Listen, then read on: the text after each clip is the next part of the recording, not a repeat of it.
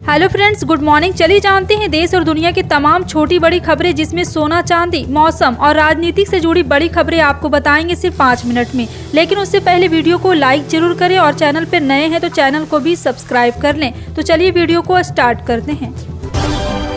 बता दें, अनुच्छेद 370 पर फैसले के खिलाफ सुप्रीम कोर्ट में पुनर्विचार याचिका दाखिल की गई। National conference PDP, Jammu Kashmir peoples movement Jammu Kashmir, Awami national conference और सीपीआई नेता यूसुफ तारिगामी ने ये याचिका दाखिल की है। जम्मू कश्मीर अवामी नेशनल कॉन्फ्रेंस के नेता मुजफ्फर शाह ने कहा, जम्मू कश्मीर के लोगों के लिए क्या है। उन्होंने कहा, पुनर्विचार याचिका दायर करने का अधिकार संविधान ने दिया है। गुजरात के गांधीनगर में 10वें वाइब्रेंट गुजरात समिट की शुरुआत हो गई। देश विदेश के बड़े उद्योगपति ने अभी तक इसमें स्पीच दे दी है और गुजरात में निवेश करने को लेकर कई वादे भी किए। देश के सबसे धनवान अरबपति मुकेश अंबानी और गौतम अडानी भी इस पर शिखर सम्मेलन में शिरकत की और राज्य में बड़े निवेश को लेकर वादा किया है। प्रधानमंत्री नरेंद्र मोदी बीजेपी अल्पसंख्यक मोर्चा को चादर सौंपने वाले हैं, जिसे ख्वाजा मोइनुद्दीन चिश्ती के उर्स के मौके पर अजमेर शरीफ दरगाह पर चढ़ाया जाएगा। पीएम मोदी गुरुवार दोपहर 12:30 बजे इस चादर को बीजेपी अल्पसंख्यक मोर्चा को सौंपने वाले। पीएम मोदी हर साल अजमेर शरीफ दरगाह पर उर्स के मौके पर चादर भेंट करते हैं। हर साल की तरह इस साल भी उनकी भेंट की गई चादर को दरगाह पर चढ़ाया जाएगा।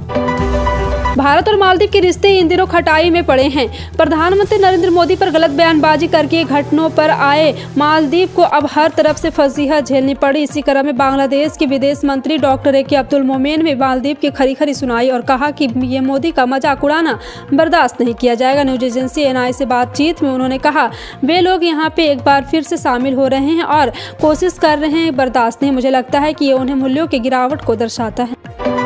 गुजरात के बहुचर्चित वैश्विक व्यापार शिखर सम्मेलन वाइब्रेंट गुजरात की शुरुआत बुधवार को हो गई। पीएम मोदी ने यहां संबोधन किया और 2047 में देश की आजादी के समय वर्ष पर विकसित भारत के संकल्प की बात की। वैसे तो यह सम्मेलन गुजरात के विकास पर केंद्रित है, लेकिन इसके जरिए लोकसभा चुनाव में भी खास संदेश देने की कोशिश होनी चली और यह बात कर रहे हैं कि इस व्यापार शिखर सम्मेलन का लोकसभा चुनाव पर क्या कुछ असर हो सकता है।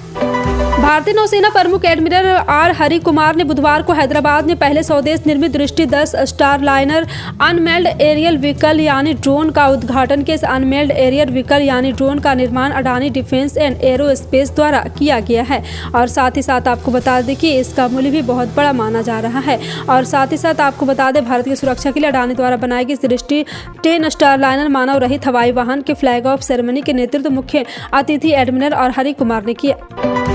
कांग्रेस की भारत जोड़ो न्याय यात्रा मणिपुर से ही चालू होगी। यात्रा की शुरुआत इम्फाल से की जाएगी। यह बात बुधवार को पार्टी की ओर से साफ की गई। साथ ही बताया गया कि इम्फाल के पैलेस ग्राउंड के लिए उन लोगों को अनुमति नहीं दी गई। ऐसा इसलिए क्योंकि स्थानीय सरकार उनकी यात्रा से डर रही। हालांकि वे लोग किसी भी सूरत में यात्रा करने को रुकने या थमने नहीं देंगे। समाजवादी पार्टी के अध्यक्ष अखिलेश यादव ने बहुजन समाज पार्टी के अध्यक्ष मायावती को लेकर अपने सुर बदल लिए। उन्होंने सपा की हालिया बैठक में पार्टी विधायकों को पूर्व सीएम मायावती पर बयानबाजी करने से बचने की नसीहत दी। सूत्रों के अनुसार अखिलेश ने पार्टी नेताओं को यह भी सलाह दी है कि बसपा सुप्रीमो के खिलाफ कोई विवादित बयान न दिया जाए। भारत 2047 तक विकसित राष्ट्र बनने के लक्ष्य से आगे बढ़ा। चंद्रयान 3 और आदित्य L1 मिशन की सफलता के बाद इसरो 2025 में अपने पहले मानवयुक्त अंतरिक्ष यान को अंतरिक्ष भेजने के लिए तैयार है। केंद्रीय मंत्री जितेंद्र कुमार ने बीते रविवार को बताया कि 2025 में भारत पहला अपना मानवयुक्त अंतरिक्ष और गहरे महासागर मिशन की शुरुआत करने वाला है। दिल्ली हाई कोर्ट ने जेनेरिक दवा की बिक्री दवा पर रोक लगा दी है। दरअसल कोर्ट ने कैंसर की जेनेरिक दवा पर रोक लगाई। आखिर यह फैसला क्यों लिया गया? जी हां, हम आपको बता दें कि इसके पीछे का कारण बताते अदालत ने 6 भारतीय दवा कंपनी जैसे Natco pharma, Hetero, BDR pharma, Shilpa medicare, Alkem और लॉर्स लैब्स के दवा के जेनेरिक वर्जन पर रोक लगाई है। महाराष्ट्र शिवसेना विधायकों की अयोग्यता पर बढ़ा फैसला। जी हां, आपको बता दें कि यह फैसला आज राहुल नार्वेकर सुनाने वाले फैसले से पहले सीएम शिंदे और यहां पर बड़ा बयान देने आए हैं। सीएम शिंदे ने कहा, हमारे पास बहुमत है लोकसभा और विधानसभा दोनों जगह। जो निर्णय होना चाहिए मेरिट पर होना चाहिए। हम लोग शिवसेना है। राहुल नार्वेकर से मुलाकात पर भी सीएम शिंदे ने बड़ा बयान दिया है। दुनिया की नामचीन इमारतों में शामिल अजमेर का 2.5 दिन का झोपड़ा पिछले 2 दिन में सुर्खियों में है। 2.5 दिन का झोपड़ा दरअसल एक मुस्लिम मस्जिद है, जिसे संस्कृत महाविद्यालय को ध्वस्त करके मुगल शासक मोहम्मद गौरी के आदेश पर कुतुबुद्दीन ऐबक ने बनाया था। इसे मूल स्वरूप यानी कि संस्कृत महाविद्यालय बनाने की मांग जोर पकड़ रही है। इसके लिए जयपुर सांसद रामचरण बोहरा ने केंद्रीय पर्यटन मंत्री जी किशन रेड्डी को पत्र लिखा। बोहरा ने इस मस्जिद को जाँच कराने की मांग की है। भगवान राम की नगरी अयोध्या काफी हाईटेक होगी। राम दर्शन करने वाले श्रद्धालुओं को कई तरह की ऑनलाइन सुविधाएं मिलेगी। ये सभी सुविधाएं एक ऐप के जरिए उपलब्ध कराई जाएगी, जिससे अयोध्या जाने वाले सभी लोगों को सुविधा हो सके। अयोध्या विकास प्राधिकरण की तरफ से इस ऐप को जल्द लॉन्च किया जा सकता है। हालांकि लॉन्च डेट का ऐलान नहीं किया गया। हालांकि इस ऐप के लॉन्च से जुड़ी सारी तैयारी पूरी कर ली गई है। घना कोहरा, शीतलहर और लो विजिबिलिटी पूरे उत्तर भारत को अपने गिरफ्त में ले रखी है। पिछले 4-5 दिनों से दिल्ली एनसीआर समेत कई राज्यों में सर्दी के सितम जारी। दिल्ली में तो बीते कई दिनों में सूर्यदेव के दर्शन भी लोगों को नसीब नहीं हुए। उत्तर भारत के कई राज्यों में कोल्ड डे की स्थिति बनी हुई। इस ठिठुरन से लोगों को कब राहत मिलने वाली है, इस तारीख का मौसम विभाग ऐलान कर दिया है। कांग्रेस ने बुधवार को दावा किया कि मणिपुर सरकार ने उस स्थान के लिए अपनी मंजूरी देने से इनकार कर दिया जहां पार्टी की भारत जोड़ो न्याय यात्रा 14 जनवरी की शुरुआत वाली है। मणिपुर प्रदेश कांग्रेस कमेटी के अध्यक्ष कासिम मेघाचंद्र ने राज्य सरकार के फैसले को दुर्भाग्यपूर्ण और लोगों के अधिकार का उल्लंघन बताया। हालांकि राज्य सरकार की ओर से कोई टिप्पणी उपलब्ध नहीं है। प्रधानमंत्री नरेंद्र मोदी की लक्षद्वीप यात्रा पर अपमानजनक टिप्पणी करने वाले मालदीव नेताओं की वजह से दोनों देशों के रिश्ते काफी बिगड़ चुके हैं। एक तरफ जहां सोशल मीडिया पर बायकॉट मालदीव लगातार ट्रेंड कर रहा है, तो वहीं पर भारतीयों ने अपना मालदीव जाने का प्लान कैंसिल कर दिया है और इज माई ट्रिप जैसी ऑनलाइन ट्रेवल पोर्टल भी लॉन्च कर दिया गया है। भारत में पिछले 24 घंटों में 605 नए कोविड-19 मामले दर्ज किए गए और 4 मौत हुई। केंद्रीय स्वास्थ्य और परिवार कल्याण मंत्रालय ने बुधवार को बताया कि 2 केरल और 2 कर्नाटक में मौत दर्ज की गई। इस बीच एक्टिव मामलों की कुल संख्या सोमवार के 3,919 से गिरकर 3,643 हो गई। देश में कोरोना वायरस मामलों की कुल संख्या 4,50,19,819 तक पहुँच गई है।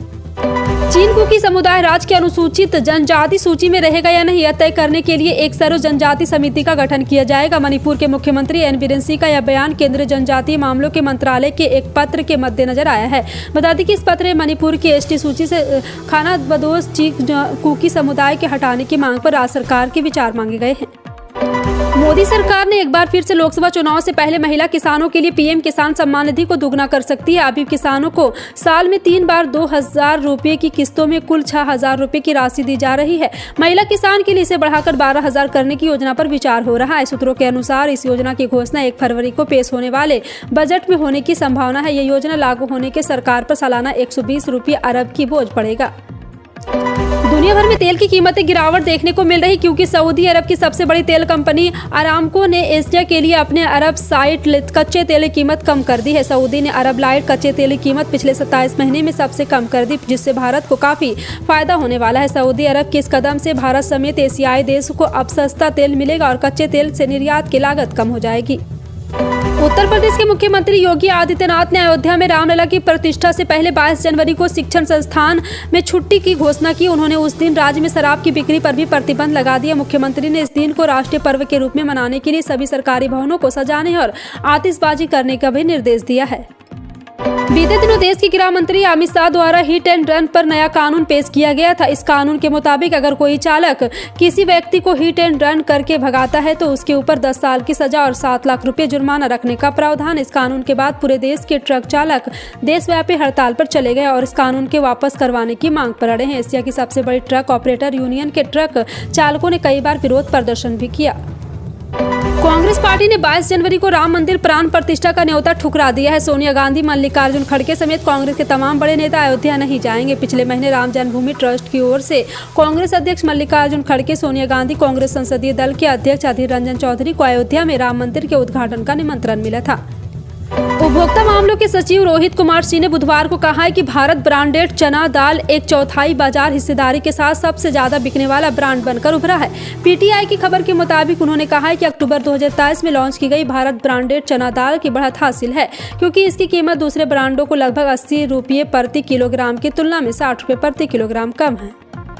लोकसभा चुनाव 2024 की तैयारियों में जुटी आम आदमी पार्टी को हरियाणा में बड़ा झटका लग सकता है। सूत्रों की माने तो पार्टी के प्रमुख नेताओं में शुमार पूर्व सांसद अशोक तंवर जल्द ही आपका साथ छोड़ सकते हैं। अशोक तंवर फिलहाल हरियाणा में आम आदमी पार्टी के कैंपेन कमेटी के अध्यक्ष का प्रभार संभाल रहे हैं। तंवर का पार्टी छोड़ना चुनावी सीजन में आम आदमी पार्टी के लिए बड़ा झटका साबित हो सकता है।